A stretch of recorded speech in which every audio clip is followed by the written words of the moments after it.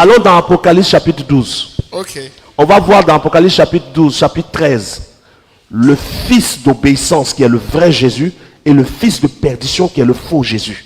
Okay. Et le faux Jésus est celui qui est prié dans les églises et qui est adoré. Le vrai Jésus est celui qui est assis à la droite du Père et qui laisse le Saint-Esprit faire son œuvre.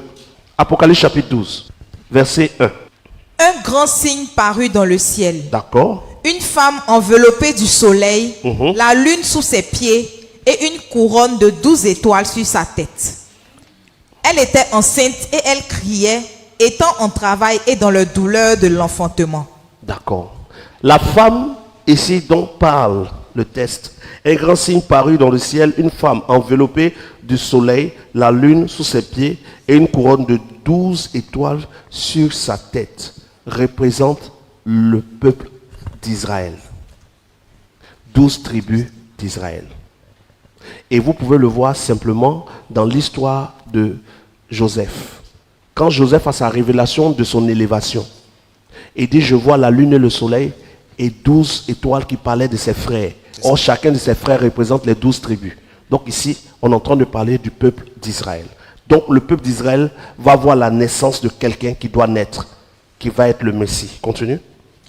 Elle était enceinte et elle criait, étant en travail et dans les douleurs de l'enfantement. Un autre signe parut encore dans le ciel, et voici, c'était un grand dragon rouge, ayant 7 têtes et 10 cornes, et sur ses têtes 7 diadèmes. Sa queue entraînait le tiers des étoiles du ciel et les jetait sur la terre. Le dragon se tint devant la femme qui allait enfanter, afin de dévorer son enfant lorsqu'elle l'aurait enfanté. Faisons une pause. Ici, nous avons l'histoire de la naissance de Jésus vue dans le monde spirituel, qui équivaut à l'histoire de la naissance de Jésus vue dans les évangiles. Ici, on voit que l'enfant va sortir d'Israël. Et quand il va sortir d'Israël, le dragon va chercher à dévorer l'enfant. Mais il n'arrive pas à le dévorer parce qu'il ne sait pas où est l'enfant. Et dans l'histoire, dans les évangiles, on voit Hérode qui cherche où est-ce que l'enfant est né afin de le tuer. Ce qui équivaut au dragon rouge. Dans l'histoire spirituelle, Hérode est considéré comme la main du dragon rouge qui est Satan. Dans l'histoire physique, c'est Hérode on voit. Dans le spirituel, on voit le dragon. Continue. Elle enfanta un fils qui doit paître toutes les nations avec une verge de fer. Et quand elle va engendrer ce fils, son enfant va aller où? Son enfant fut enlevé vers Dieu et vers son Son enfant trône. n'est pas Dieu, il est enlevé vers Dieu. Ce n'est pas lui Dieu. Il n'est pas Dieu le créateur. Mais l'enfant est enlevé, c'est écrit, c'est pas moi qui ai écrit, Paul n'écrit pas beaucoup. Enlevé vers Dieu. C'est écrit ou non? C'est écrit. Même si tu ne veux pas reconnaître, c'est écrit. Ensuite, enlevé vers Dieu et vers son trône. À quel moment l'enfant est enlevé vers Dieu? Avant sa naissance ou quand il est né? Quand il est né. Quand il est né, selon le texte ici. Continue. Et la femme s'enfuit dans le désert où elle avait un lieu préparé par Dieu afin qu'elle y fût nourrie pendant 1260 jours. Et ensuite, quand elle va être là-bas dans le désert, jusqu'à ce que l'enfant revienne parce que celui qui voulait le tuer est mort, ainsi de suite. Mais maintenant, quand on vient au verset 7, il y eut guerre dans le ciel. Michael et ses anges combattirent contre le dragon. Et le dragon et ses anges combattirent. Mais ils ne furent pas les plus forts et leur place ne fut plus trouvée dans le ciel. Et il fut précipité, le grand dragon, le serpent ancien, appelé le diable et Satan, celui qui séduit toute la terre, il fut précipité sur la terre. Et ses anges furent précipités avec lui. Verset 10. Et j'entendis dans le ciel une voix forte qui disait, maintenant le salut est arrivé, et la puissance et le règne de notre Dieu, et l'autorité de son Christ, car il a été précipité, l'accusateur de nos frères, celui qui les accusait devant notre Dieu jour et nuit. Le verset 11. Ils l'ont vaincu à cause du sang de l'agneau et à cause de la parole de leur témoignage, et ils n'ont pas aimé leur vie jusqu'à craindre la mort. Verset 13. Laisse 12. Allons à 13 à cause du temps. Quand le dragon vit qu'il avait été précipité sur la terre, Qu'est-ce qu'il va faire? il poursuivit la femme qui avait enfanté l'enfant mâle.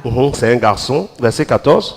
Et les 2 ailes du grand aigle furent données à la femme, afin qu'elle s'envolât au désert vers son lieu, où elle nourrit un temps, des temps, et à la moitié d'un temps, loin de la face du serpent. Le verset 17. Et le dragon fut irrité contre la femme, et il s'en alla faire la guerre À qui? au reste de sa postérité, à ceux qui gardent les commandements de Dieu et qui ont le témoignage de Jésus. Le serpent va aller faire la guerre. Le diable va faire la guerre à ceux qui gardent les commandements de Dieu et les témoignages de Jésus. Ici, quand tu regardes, ils l'ont vaincu à cause du sang. Tu te rends compte que l'histoire nous explique la naissance. Et ensuite, les prophéties sautent jusqu'à l'envoyer jusqu'à la mort. Puisque quand on dit ils l'ont vaincu à cause du sang, on sait qu'on se réfère déjà à l'étape où il a donné sa vie. Donc, juste après qu'il donne sa vie, qu'il soit mort, on dit que le serpent maintenant cherche à attaquer ceux qui gardent le témoignage de Jésus. Comment il va les attaquer? Le verset 13 nous révèle maintenant la stratégie qui confirme tout ce que je vous ai dit. Le verset 13. Et il se tint sur le sable de la mer. Puis je vis monter de la mer quoi? Une bête qui avait combien de cornes? 10 cornes et 7 têtes. Et sur ces cornes, 10 diadèmes. Et sur ces têtes, des noms de blasphème. La bête que je vis était semblable à un léopard. Ses pieds étaient comme ceux d'un ours et sa gueule comme une gueule de lion. Le dragon lui donna sa puissance et son trône et une grande autorité. Et je vis l'une de ses têtes comme blessée à mort, mais sa blessure mortelle fut guérie. Et toute la terre était dans l'admiration derrière la bête. Et ils adoraient le dragon. On va voir qui est ce dragon. Ils adoraient le dragon parce qu'il avait donné l'autorité à la bête. Ils adoraient la bête en disant, qui est semblable à toi, à la bête, et qui peut combattre contre elle? Et il fut donné une bouche qui proférait des paroles arrogantes et des blasphèmes. Et il fut donné le pouvoir d'agir pendant 42 mois. Et elle ouvrit sa bouche pour proférer des blasphèmes contre Dieu, pour blasphémer son nom et son tabernacle et ceux qui habitent dans le ciel. Et il lui fut donné de faire la guerre aux saints et de les vaincre. Et il lui fut donné autorité sur toute tribu, tout peuple, toute langue et toute nation. Et tous les habitants de la terre l'adoreront. Ceux dont le nom n'a pas été écrit dès la fondation du monde dans le livre de vie de l'agneau qui a été immolé. Si quelqu'un a des oreilles, qu'il entende. Si quelqu'un mène en captivité, il ira en captivité. Si quelqu'un tue par l'épée, il faut qu'il soit tué par l'épée. C'est ici la persévérance et la foi des saints. Puis je vis monter de la terre une autre bête. Quelle est cette bête qui monte après? Qui avait 2 cornes semblables à celles d'un agneau. Et qui parlait comme un dragon. Le fils de perdition se fait passer dans nos églises pour l'agneau. Mais c'est un dragon. Puis je vis monter de la terre une autre bête. Qui avait 2 cornes semblables à celles d'un agneau. Et qui parlait comme un dragon. Et ce semblant d'agneau exerce toute l'autorité de la première bête. Et elle faisait que la terre et ses habitants adoraient la première bête, dont la blessure mortelle avait été guérie. Et ce semblant d'agneau opérait de grands prodiges, même jusqu'à faire descendre du feu du ciel à la vue des hommes.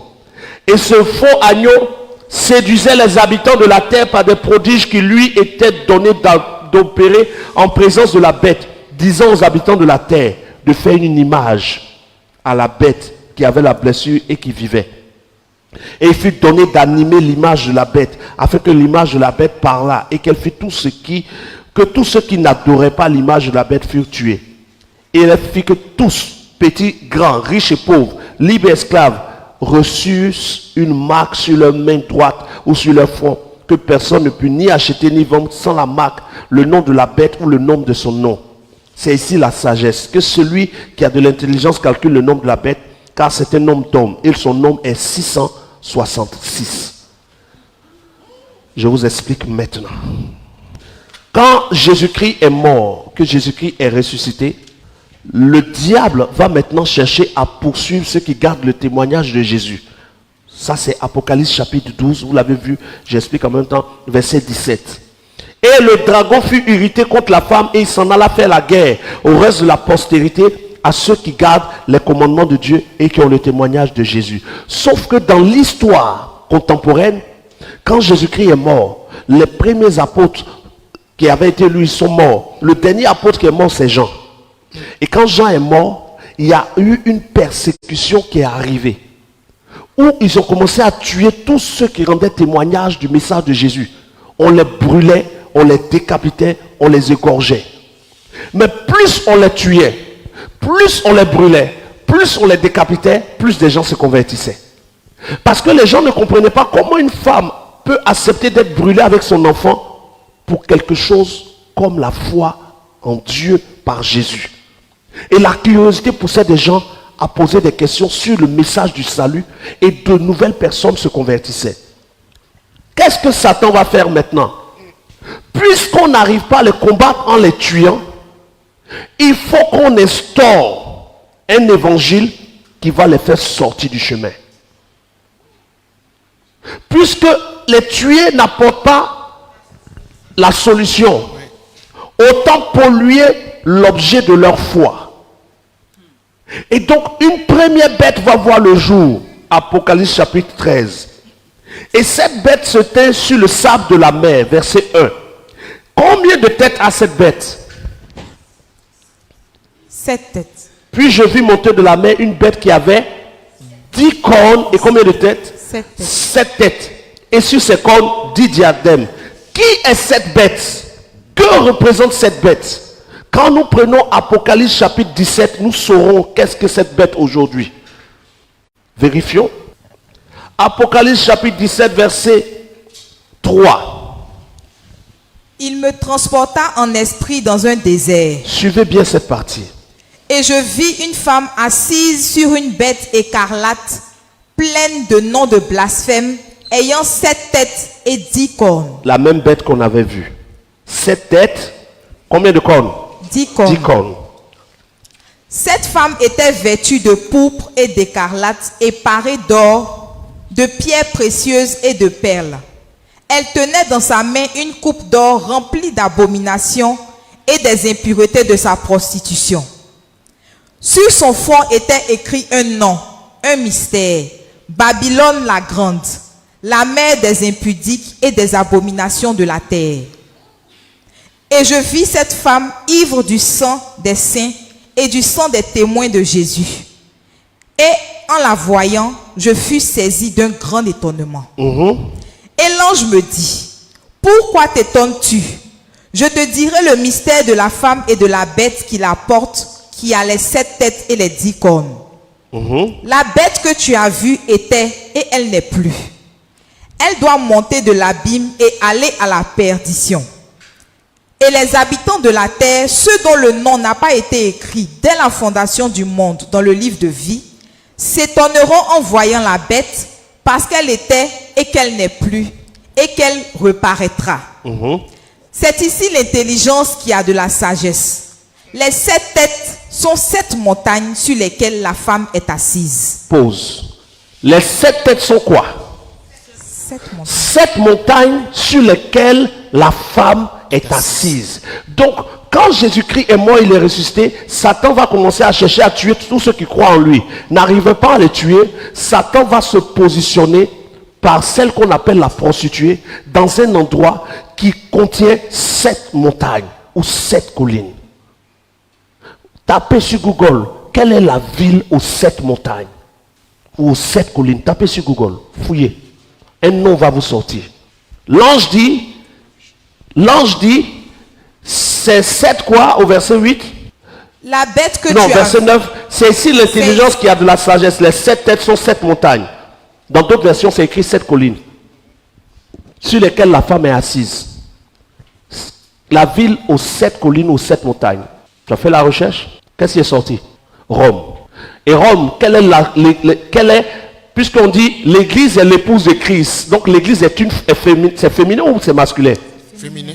Mais si la vraie église est la vraie épouse de Jésus, du vrai Jésus, la fausse église est une prostituée. À Rome, quelle est l'église qui est installée? Qu'est-ce qui est installé là-bas, qui domine sur Rome? Le Vatican. Que Jean a localisé dans sa prophétie dans Apocalypse chapitre 17. Regardons maintenant, selon cette recherche, c'est pas moi qui ai écrit, hein, la recherche est là. Qu'est-ce qui est sorti? Rome. Mais quels sont ceux qui ont trié les premiers la Bible et qui ont choisi les villes? L'église catholique. Et jusqu'à aujourd'hui, l'église catholique continue de dire que c'est nous qui avons assemblé la première Bible. Vrai ou faux? Vrai. Et Jean nous révèle que la prostituée qui va être ivre du sang des enfants de Dieu, parce que Satan a tué beaucoup et l'évangile se répandait, ils vont polluer le message. Comment? En étant la prostituée assise sur cette montagne qui représente Rome, pour établir un livre qui va être le livre qui va conduire nos vies. C'est écrit, c'est pas moi qui ai inventé. Vérifions ensuite. Nous sommes dans Apocalypse chapitre 17. Cette femme était vêtue de pourpre, oui ou non? Et d'écarlate pareil d'or, oui ou non? Oui. Tape pourpre sur Google. Pourpre et tu mets image. Vous voyez le pourpre? C'est quelle couleur? Qui est la couleur principale de quoi? Du sang. Et qui est pratiquée où? Dans quelle communauté c'est bien utilisé? Elle est habillée de pourpre et d'écarlate. Parlant précisément des emblèmes utilisés dans une communauté que nous connaissons très bien, qui se tape la poitrine pour dire, c'est nous qui avons envoyé la première Bible. Mais je n'ai pas écrit le livre de l'Apocalypse, mais c'est écrit là. Elle était ivre du sang des saints. Pourquoi? Parce que, faites vos recherches, l'église catholique, dès les premières heures de la foi, a entamé ce qu'on appelle la croisade des croisés, qui allait dans les pays pour tuer les gens qui refusaient de se soumettre à la foi en Dieu. Au point où le pays du Canada aujourd'hui est un pays athée à cause du fait qu'ils aient rejeté Dieu, à cause des meurtres qui étaient faits au nom de Dieu. Mais je n'ai pas inventé ces choses. À un moment, ouvrez les yeux. Cette femme est assise sur une bête qui a 7 têtes, qui représente 7 montagnes ou 7 collines. On tape 7 collines, c'est Rome qui sort. Ça ne parle pas à quelqu'un? L'évangile a été mélangé depuis cette période. On nous a donné depuis cette période un Jésus qui est 100% Dieu pour justifier une mère Marie qui est la mère de Dieu. Parce que si Jésus n'est pas le Père, on ne peut pas adorer Marie comme mère de Dieu.